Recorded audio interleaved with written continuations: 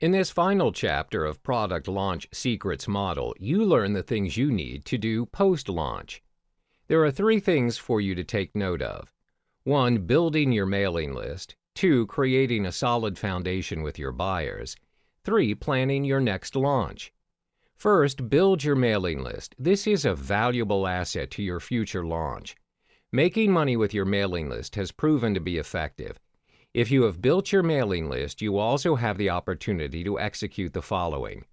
1. Continue to sell the dream by delivering valuable content and establishing trust. 2. Promoting and generating sales. That's why you're launching products and doing business. 3. Gathering testimonials and surveys to gather feedback. Next is to build a solid foundation with your list, and most important, get them to act. This is where you can make more and scale higher each time you mail your list. There are 4 important tips in sending out emails to your list after the product launch. 1. Congratulate your mailing list for going through and purchasing the course. The first 3 to 5 email series should guide the audience to learn more about the product. 2. Don't just sell, sell and sell. Gain trust by offering value. Teach your audience something. Give them some secret tips. 3. Make them feel exclusive by being a part of your list.